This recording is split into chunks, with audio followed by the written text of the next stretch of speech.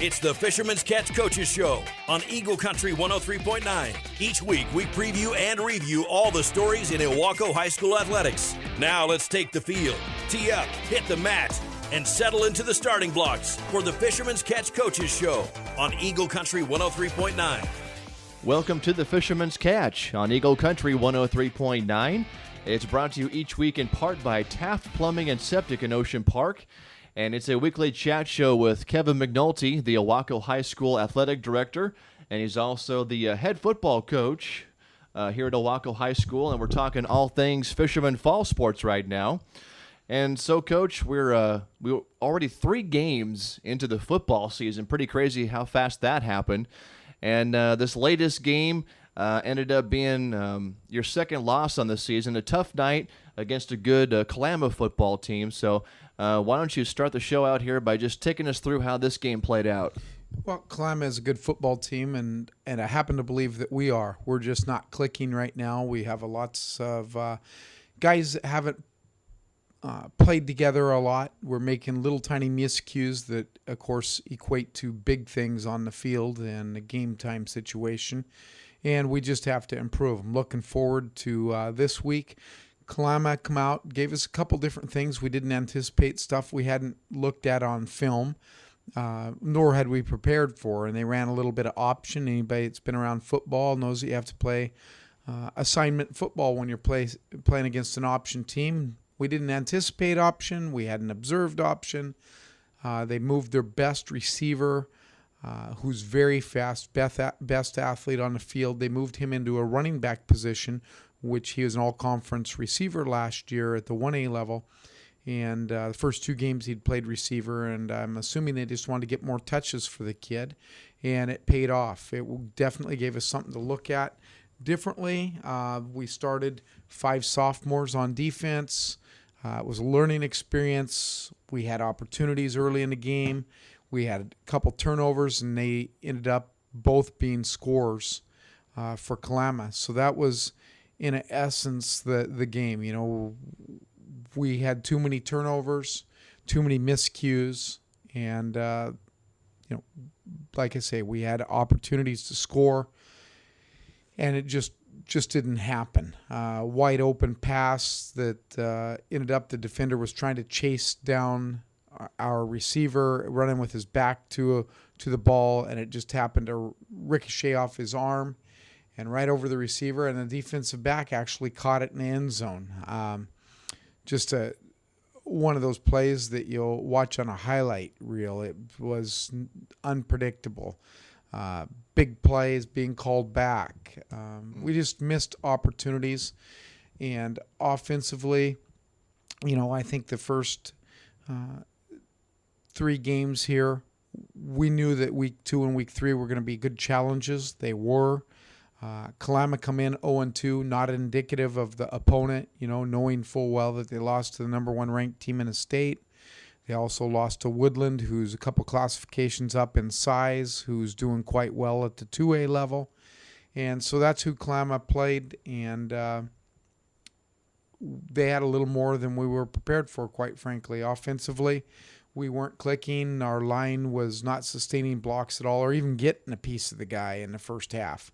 Second half, we moved a couple things around, got some personnel changes, and actually were doing quite well second half. A little more attacking mode, a little more straightforward, simplified things, which I think as a coaching staff, we've all decided that that's probably what we need to do, just to go out and attack and get back to what we've done the past couple years. And we kind of got away thinking that personnel we had coming might lend itself to some other things, running, getting width on the field with some speed.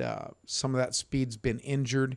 And, of course, Alec didn't play this past week. And when you take that out of your offense, Brandon McMullen did play very well at tailback and did an exceptional job of getting yards and hard yards. That was a highlight. Dalen Kimmer continues to be outstanding, not only on the offensive line, but defensive line. and leading the way. Marcelo Lazaro at center had a good night, and we're looking at just getting the pieces put together, and can't wait to get out to practice this week and put things the way they should be. Like I say, simplify, just get after people, a little more straightforward football, and of course the play action pass and a quick passing game with Jack O'Neill. I also believe our kids were probably trying a little hard because they knew that Alec wasn't playing. And so kids knew that we had needed to pick up the slack. When you take, 1,400 yards out of your offense, the kids know that Alec not only is a good football player, he's a leader in our program.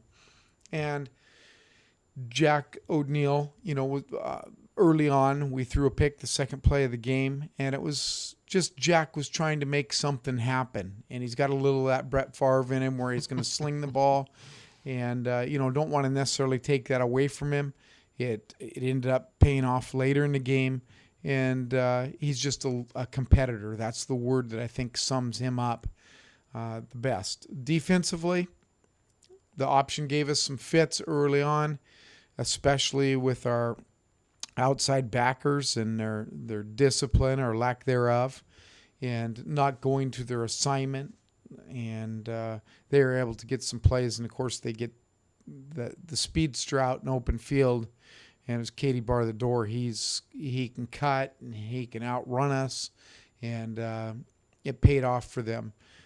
The game was closer than the score might indicate. They scored the last 30 seconds, 40 seconds of the game, and we had a couple opportunities, like I say, passes in the end zone, completions, but just out of bounds, halfback pass, a play that we thought maybe pass interference would have been the appropriate call that didn't occur, a gadget play, a trick play where we had a false start the play was going to be a touchdown. Those things, any one of those things can make a big difference in the ball game, especially at the point that it was in the score.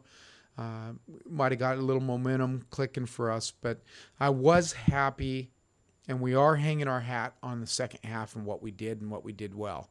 And that's what will come out in that frame of mind this week. And, all of us, even as coaches, sometimes we think of these things that we can do, and it ends up being a bit much. And we're back to basics, and that's really what, as a coaching staff, what we're focusing on this week. All right, so Kalama gets the win here on Friday night over Ilwaco, but still hanging in there at 1-2 to start the season.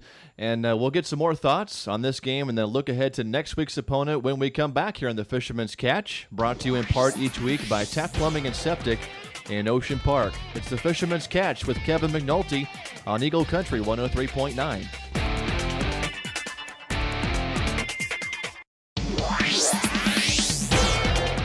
And welcome back to the Fisherman's Catch on Eagle Country 103.9. It's brought to you in part each week by Tap Plumbing and Septic in Ocean Park. A weekly chat with Kevin McNulty, the Ilwaco High School Athletic Director and also the head football coach. And right now we're talking about Fisherman football. And they took their second loss of the season to Kalama on Friday. But you talked about how Alec Bell was missing from this game, and you're expecting him to be out for at least another game perhaps. Was that as big a factor as you were expecting it to be, or was this just really things just went more Kalama's way than yours? Well, I think both of those things. Alec attracts attention. Yeah. Defensively, you have to game plan to stop him. And then when you game plan to stop him, it obviously opens up something else. And even if you do game plan to stop him, it's still a tough feat. Being 5'7" and 225 pounds and strong as an ox, big old thighs, there's not a lot of surface area to hit. So he definitely gives us some things that we were missing last week and we'll be missing this week. The thing that people don't really think about is that he also opens up our pass game with play action pass. And they have to key on him to stop him, so it opens up something else. little known fact, Alec was our second leading receiver last year, the past 2 seasons, coming from a fullback position. So he does some things, has good hands, and we're looking at as coaches and trying to get our players to look at it in this perspective. We're going to be better because of this when we do get Alec back, because we can't count on him right now, obviously, with an injury. So some other people need to step up. And I really believe that's what was happening the other night. Kids were trying to step up. They knew that. They were trying to do things, go above and beyond maybe what they could, and equated to mental mistakes, a motion penalty here or there, or just a blown assignment. We got to improve up front, offensively and defensively, but offensively in particular. And I was pleased the second half, but again, it was just getting after people. It was simplifying blocking assignments. It was playing faster, and I think probably a little bit irritated that the first half hadn't gone the way that we wanted. And we were able to sustain some drives. You look at the stat lines, and there's not a lot of difference. We had right near 300 yards of offense, and we felt like it was a very down night, in which it was. And that's, in all honesty, hopefully we get healthy and do some things here in league. We got another non-league game coming up against Tootle on Friday night, and we're also at home. And like to see us get back, get things rolling and get back on track. And interleague, a week from now, we'll be talking about our first league game and make a run there. And maybe we get to face Kalama down the road. That wouldn't at all surprise me, and would certainly embrace and look forward to the opportunity. I'm telling you that much. We didn't show what we could do, and I hope we get the opportunity down the road to play them again. So now the focus turns to Tootle Lake this coming Friday, another non-league game, as you mentioned. And so what kind of a game are you expecting with Tootle? Tootle is very similar on paper and on film to Ilwaco. They don't have any speedsters that are going to open up and just blaze away from you. They're more of plotters and dink and dunk, and they will throw the ball. They'll spread you out. They'll use multiple formations, and they've got some experienced kids, and they have also got some inexperienced. So they're very similar to an Ilwaco. Defensively, they've run a couple different types of defense, but mostly a 4-4, and they also jumped into a 3-5 stack. So, they're going to give us a couple different things to look at. If we play like we finished against Kalama and we are able to start the game out, put a full game together, I look forward to this week and big things happening. I'm confident, even though we're 1-2 right now. I feel good going into the week. Now that can all change in a day or two. That can change in one practice. We're not deep. We lost another kid. Ryan Shank had a sprained ankle last 3 minutes of the game. He's a starter. He starts at safety. He's a senior. He's probably as much speed as we have. I doubt that he'll be playing this week. So someone else has to step up and step forward. But Tootle's a game in which we expect to compete. They have a kid that's a stout fullback type, a lot like Alec, and a little smaller version, but he's not any small fry. Yeah, like I say, they have a quarterback and a receiver or two they like to go to, and they'll try getting you by formation-wise and giving you different stuff to look at. So our kids will have to be schooled up on that, and we'll have to be ready to go. We'll see what happens, but I seriously am looking forward to it. So with some of these small things that didn't go your way in the game against Kalama and some of the mental mistakes, and just how your team probably feels like this game kind of got away from them, a game that they felt like they should have been more competitive. Do you think that's going to help them kind of be motivated for this next one? I do. Well, high school kids, they get these things, the preconceived ideas in their head. Yeah. We all do. I shouldn't say high school kids, but we're playing Kalama. They won the 1A last year, Trico League, and they're at our level now. drop down a classification. We know they have some good football players. We know that they're supposed to be good. And we want to, respect our opponents. Right. But at the same time, we're not a bad football team, and our kids need to believe that they belong on the field with everybody. It wasn't until Saturday when I was watching game film that I realized really the inexperience that we have on the field. Mm-hmm. And when I looked at that and thinking about how many sophomores we have out there playing, and they were playing JV football last year, and here they are playing against the likes of Toledo last week, and then this week we start another sophomore in place of Alec Bell. We need to find another defensive lineman and put somebody in. We start a first-year football player in Alec Bell's spot on a defensive line. It's kind of got the domino effect. We don't have this huge pool of varsity level players right now. And so when one goes down, a lot of times it ends up being a two-way starter. And in Alec's case, that is exactly what happened. And so we fill in with a first-year guy on defense, first-year football player. Wow. And then on offense, we have a sophomore step up.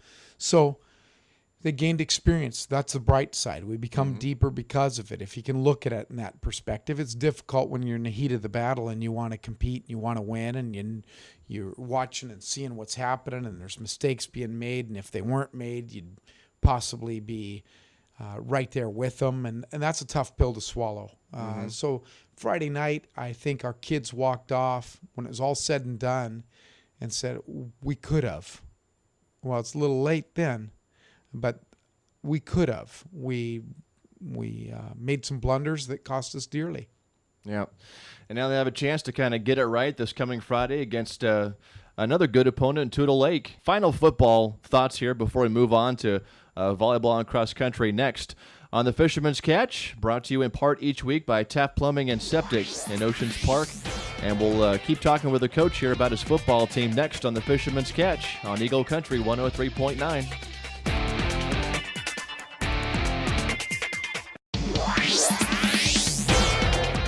And welcome back to the Fisherman's Catch on Eagle Country 103.9.